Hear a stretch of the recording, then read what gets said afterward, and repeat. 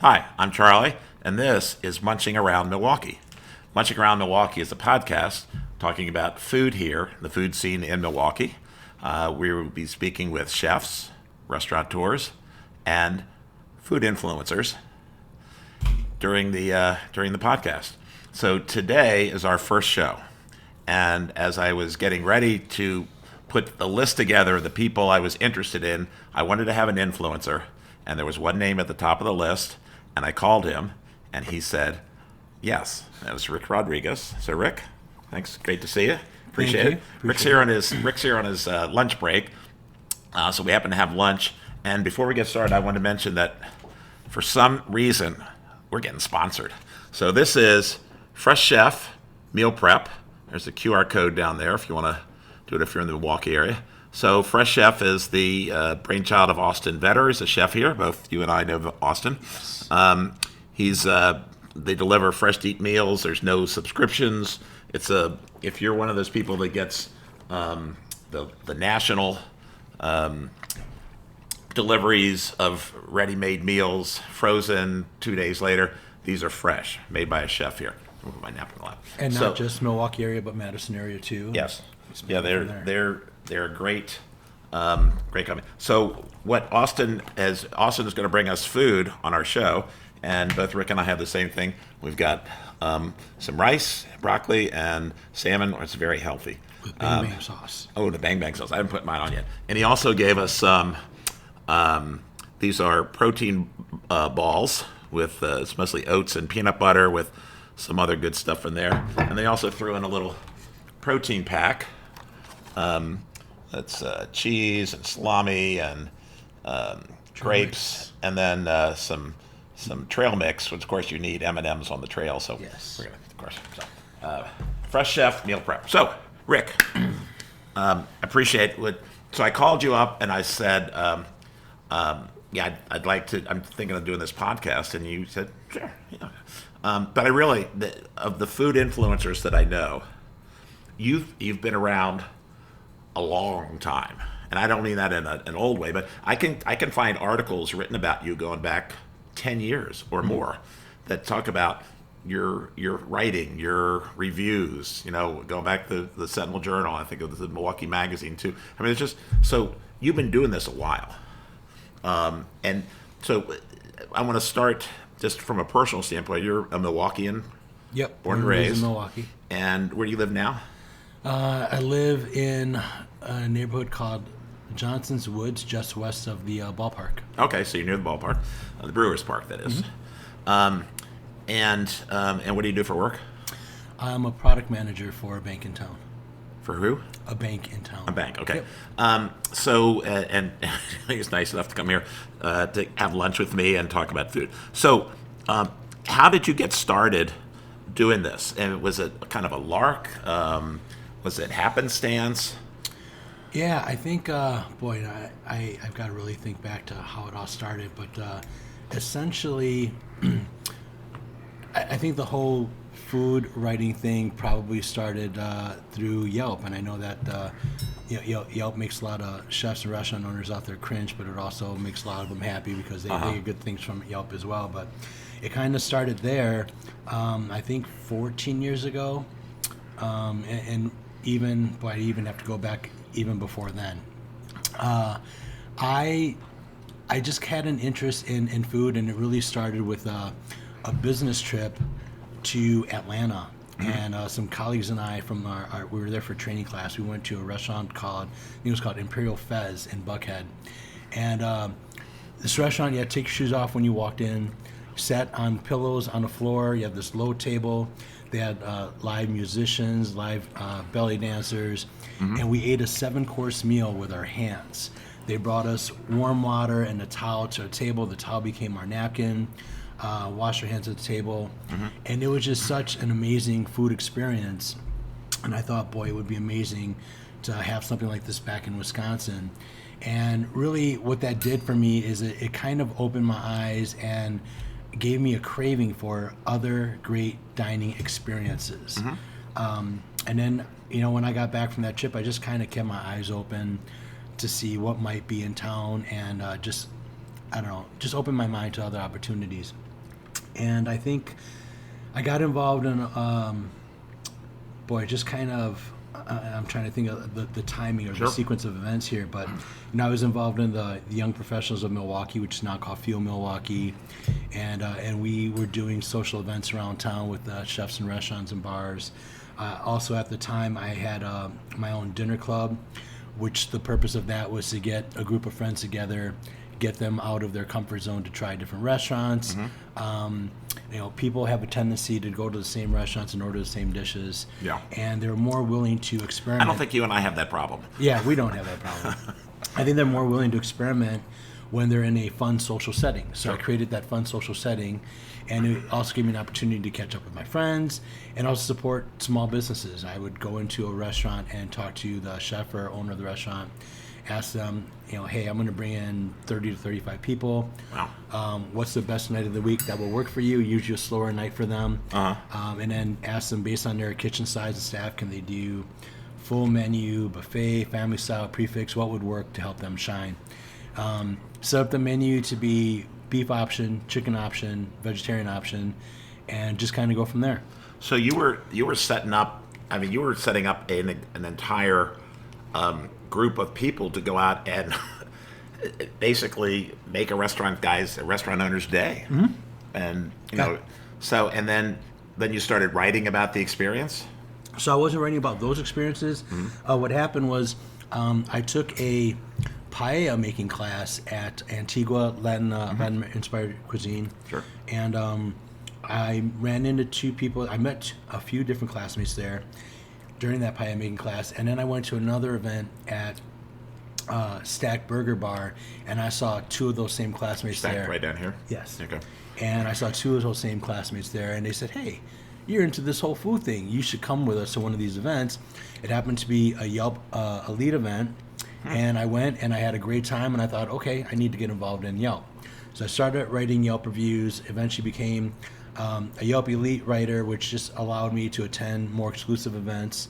And writing those reviews I was sharing them to Twitter, and that got the attention of Jeff Sherman, whom I met through the Young Professionals of Milwaukee, and he's one of the co-founders of OnMilwaukee.com.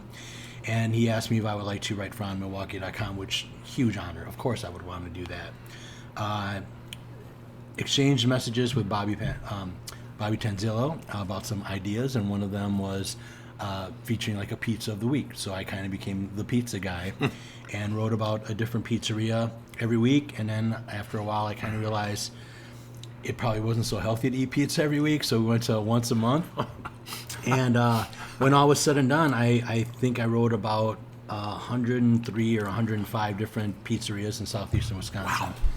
Wow. So that kind of got me some recognition, some notoriety in the city, and it was opportunity again to showcase some small businesses and try some pizzas, and I had fun writing about it, and to do it for On Milwaukee was really cool too.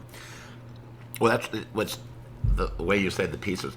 So I have some friends here whose son works at Y East Pizza, and they said, we have to go to Y East Pizza and try it. I said, I've got to drive past 30 or 40 different pizzas to go out. No, I'm sorry. I'm sure it's wonderful, but it's hard to drive past that many. So when you say that there's 100 and whatever, 103 you said? That's just that I wrote about. I had a list that was 160 plus, and wow. At one point I thought I just have to stop. So you go on from On Milwaukee, and so that ends or it runs its course, and then you continue on more of a social media. Yeah, the On Milwaukee writing got the attention of at the time Jen Eade, who was publisher for Edible Milwaukee magazine, and she asked me if I'd be willing to do a story about the history of pizza in Milwaukee. So I did that, and that was also fun. And that she enjoyed the story so much, she made it the cover for that issue. Also did a couple of smaller pieces for the Alcoholic. At the time, Milwaukee Journal was doing a magazine called MKE, which is similar to the Shepherd Express. Right. Was their version of it. Did something for them. And then, then it just got to a point where I wasn't so much a fan of deadlines, and I just wanted to do it on my own and keep it casual. So social media gave me that opportunity. And I avoided social media for as long as I could. Went to a high school reunion, and I had a classmate come up to me and say, I really wanted to stay in touch and see what you were up to, and I was looking for you on Facebook. Didn't see you, and I thought, you know what? Maybe it's time for me to get on social media. So I got on Facebook at that time and been doing it ever since. Well, I mean, we met face to face for the first time at one of what we call the Derek Mosley dinners. It's the Lubar Center for Public Policy. I forget it's a 20-word name. And Judge Mosley runs these quarterly American Heritage dinners. So towards the end, I remember walking up to you. I think we either were at the same table or next to each other, and I gave you my card, and I introduced myself, and you looked at it and said, "Oh yeah, I already follow you," and I thought, Rick Rodriguez follows me. And since then I've seen you out. We've been to the same restaurants, same events. Obviously, you're always a presence at the Derek Mosley dinners. So how do you pick and choose which ones you go to? Because if you look at your social media, it looks like you're at an event every day. It does look that way. It does feel that way. And there will be some changes in 2025 where you won't get that sense anymore. I've got definitely one of the goals for this year is to goal was for it to slow down last year. I slowed down a little bit, and I have to make a bigger change this year. But those events through the Lubar Center, those are about ethnic heritage, and my intention is to go to all of them. There's 4 of them a year. There's African American, Native American, Asian Pacific Islander, and then Hispanic heritage, and I enjoy them very much. And why wouldn't you? You get to experience other cultures and interact with other people. So I try to get to all of those. And the Hispanic Heritage Dinner, he tapped me on the shoulder to help him organize that. So I'm involved in that one heavily. Right. So yeah, and then all the other events, it's just I'm looking for different experiences and trying to support different organizations and just doing as much as I can. But at the same time, I'm at a point now where I've got to be a little bit more choosier because I can't do it all. I understand. So I saw you, I think either last week or the week before, you're at the Packers game, and then you're at an event, and then you're at Ardent, and then you're at, you're just all over the place. And I was like, oh my God, it would. Yeah, with Ardent closing, and Arden is a top 30 restaurant here that just closed after 10 years, 12 years? 11 years. 11 years. And Ardent was my favorite dining experience. When I talk about looking for different experiences, our Ardent, they nailed it. I had never been in a restaurant where the chefs came out of the kitchen to serve you the food, tell you about the different components on how each one was prepared, the story behind it. That was just something that I hadn't experienced before, and I hadn't experienced since. It was just Ardent that did that. So finding out that they were closing, I wanted to make sure I got in for the lounge experience one more time. I hadn't been to the brunch yet, so I went for a brunch experience and then one final tasting menu before they closed. Well, it was a wonderful place, and I'm sure Justin will end up somewhere with a new venture. I have not on the level of Ardent, but my experience, a dining experience, my favorite, and this is as lowbrow as you get, Sunday morning in the summer in front of the Comet Cafe, sitting out and the sun's coming up and it's warm, and they open at 9, so he's like Father's Day or something, sitting there with a Bloody Mary and a chaser, eating the commuter sandwich, people watching. And so that to me, that's an experience. It's not that the food's okay, and the Bloody Marys are okay, but it's the whole experience. So it's not quite Ardent, but that's my kind of dining experience. Yeah, I mean, in the summertime, I like being outside on a sidewalk patio, people watching, eating something, sipping on a glass of wine or a cocktail, whether it's out front of a Calderon on the sidewalk or Boone and Crockett. There's a lot of options in town to do that. Yeah, as soon as the weather gets nice in Milwaukee, people just come out and the sidewalks overflow, and it's a wonderful thing to see. So there are a lot of Milwaukee has this very interesting food scene. You've been here your whole life, so I'm sure you've seen it evolve over time. And since I've been here, we moved here in 2010. I've seen this evolution of there was much okay restaurants, and now there's a lot of good restaurants, some very good restaurants, and a couple of high-end places that I can't afford. But so one of the things I wanted to ask is, are there any hole-in-the-wall places that you like? Yeah, I mean, and the definition of hole in the wall is a little subjective, but for me, it's like places that are easy to miss if you're not looking for them. Some of the ones that stand out to me are Anmol, Indian Pakistani restaurant on Mitchell Street, Onokai Grinds in Tulsa. I love that place. And then 1125 with the Paps has the first, they call it a food court. I consider it the first food hall in Milwaukee other than the Milwaukee Public Market. There's 5 food stalls in there doing great work. This is the one opposite the brewery? The one opposite the brewery, correct, across from Pilot Brewing. I like going in there for bento expert. They've got the Taiwanese 5-soy chicken I like to eat. Coach's in there has great soul food. I love his catfish, his fried chicken. So I feel like that's a place that goes unnoticed, and there's good food in there. Yeah. It's that. Yeah, you have to know it's there. But that's a good one. I like that. I like Vanguard. Even Vanguard down in, because that's literally a hole in the wall. Because they've walled off the kitchen, and there's a window where that you order, and then when it's ready, guy sticks his head out and says, "Hey, your sausage is ready." And near there, Happy Dough Lucky is another place that opened up recently. It's got great mini donuts. Where's that? Happy Dough Lucky. It's just a few doors down from Vanguard. Oh, okay. And he's got great mini donuts, and he recently started serving some burgers and pizza bread. Nice. So that's another good spot. Yeah, definitely. That reminds me of, there are a bunch of restaurants that have opened recently with clever, interesting, and different names. Okay. That would seem to be one. Happy Dough Lucky. There's a new one that opened up just on 2nd Street recently. Cute Robot Japanese Kitchen. Have you been there yet? Yeah, I was there once about a month ago. Yeah. I had to go because of the name. Yeah. It was an interesting place, and I had just got my knee replaced, so I had to go upstairs. So I was a little.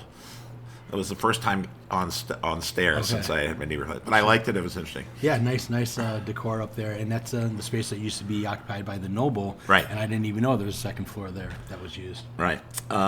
So what about? You mentioned Ardent as one of your go-tos. It was your favorite place. It was one of my favorite definitely my favorite dining experience in the city. In terms of other places I really like, I mean, there's a ton of them, but La Miranda, Morel. Oh yeah. The place I probably have been to the most in the past, couple years is Calderon Club downtown. Oh sure. By far, I go there the most. It's become my cheers. And I was kind of like looking back at some of the other places I've been to the most in 2024, especially, Lebanani House. Oh, yeah.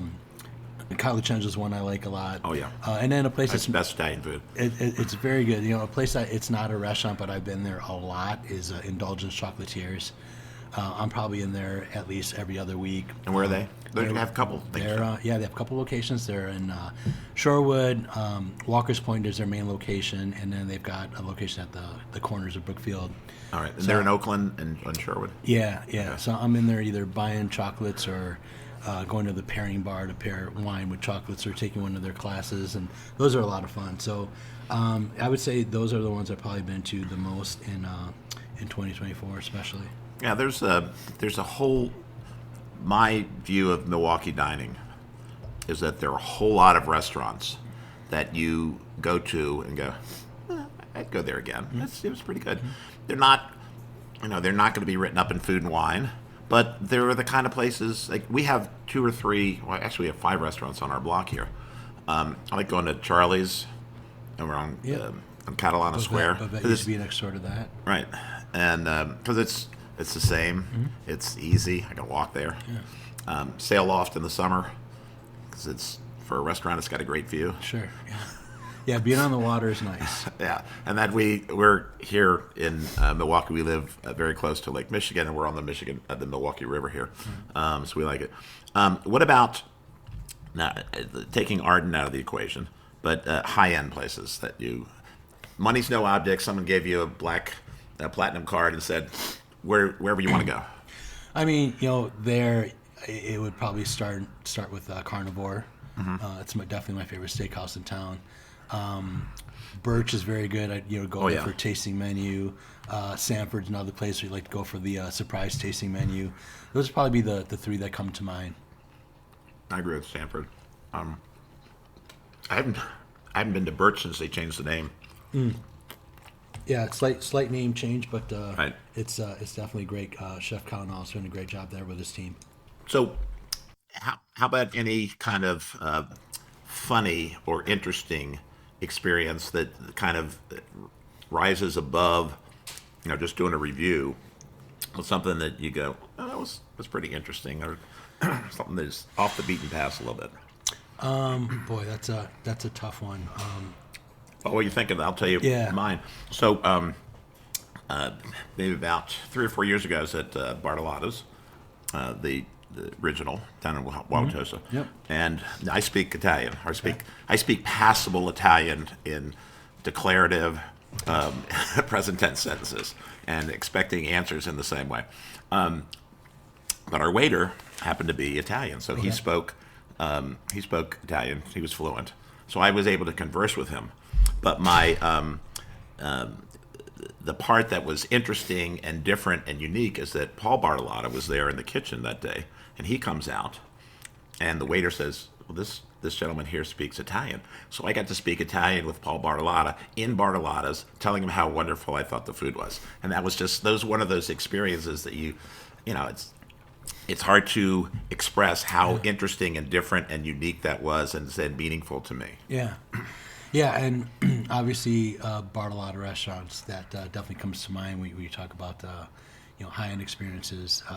Ristorante Bartolotta is probably my favorite of them, and Bach is probably a close second for me. But of course, I was at the Commodore recently, and that place. I want to go. That place is spectacular, and Yeah. that's just definitely shot up my list as a favorite, and a place I'll definitely be going back to. The Commodore is a place out in Nashua? Negawaki. Negawaki. It's out west, probably about half hour outside of Waukesha Milwaukee. County, yeah. But it's another Bartolotta, and Bartolotta is Milwaukee has this interesting dynamic of restaurant groups, where there are restaurant groups that have excellent restaurants, and almost none of them are the same. Right. They're all different genres, they're different cuisines, and this is another Bartolotta restaurant. Yep. And it took over an old inn. Yeah, it used to be. I think it used to be Seven Seas, the Weisgerbers. I think it used to be that. That's on my list to get to. Yeah, and it's right on the water there as well. Wonderful. That's an interesting place. Yeah. And then Black Shoe Hospitality is another one. Yep. I mean, they've got Maxie's, and Story Hill BKC, Right. and Booze Egg. That's another one that Story Hill BKC is a interesting restaurant that's you can go there 5 times and order 5 different things because the menu is interesting and diverse, and everything will be good. Yeah, and they change up. They have a lot of different specials as well. Yeah, when I think about something memorable, it might have been the first time that I realized there was a difference between, back when I was going to chain restaurants in my early days, and realizing that these local independent restaurants had some great chefs and owners that were doing some really good things, and that's what really opened my eyes, and in Milwaukee anyway, to take a look out and explore. And I think the ones that comes to mind is Il Mito, when it was on 6th and Virginia with Chef Michael Fecker. I dined there once, and I had a pasta dish, may have been a ravioli dish, and the sauce was incredible. And I think that was the first time in Milwaukee where I said, "Oh, there's some good food in this city." And I was probably my early 20s, maybe even close to the time I was with the Young Professionals of Milwaukee, and we were kind of exploring the city. But that kind of opened my eyes to that there could be good food in Milwaukee, and there is good food in Milwaukee. And then it just, again, the dining scene just exploded after that. So they're in Tosa now? They're in Tosa now. Yeah. I was there maybe, it was probably pre-pandemic, because we went to a movie right around the corner and then went there. At Rosebud? Yes. Oh, yeah. I forgot about Rosebud. So you mentioned one of your goals was to do less. Yeah. Anything else? Are there places that you've looked at or things that you would like to accomplish or you want to I keep a list in my phone. I have a list of restaurants that I want to visit. I have a list of restaurants I haven't been to in a while that I want to get back to. And it's going to take me even longer to get there now that I'm trying to shift focus and try to do more cooking. Well, I meant to ask you that. Yeah, I don't cook a lot because as a single guy, takes a lot of time to meal plan and shop and prep and cook and clean up after. And it's easy to just go out and get something, even if it's going to Sendix, grabbing a heat and eat or ordering from FreshChef, which I've done as well. But I definitely want to shift my passion from dining out to cooking, and maybe learning or using some of the things that I've learned from dishes that I've had in restaurants, and how can I try to recreate that? That is one of my favorite things to do. In terms of cooking, is to go to a place, and that's wonderful. And I've done it multiple times where I've gone in, I've either called the chef or I've had the chef come out and they said, tell me how you made this. How was this made? And then I recreate it, usually on either YouTube video or on my blog. Always interesting. He is a man ran around town. A lot of people that we know in common are friends of yours that go out. I know Sherry Tran is someone that you're, you do a lot of stuff with. I was out at an event, I went out to dinner with Dominic, the food reviewer, and his family, his dad, and I was telling him about this podcast. I was thinking of doing this. Was a couple months ago, and I said, "Now, do you know Rick Rodriguez?" He says, "Oh yeah, Rick. He's great. We know Rick. He knows Rick."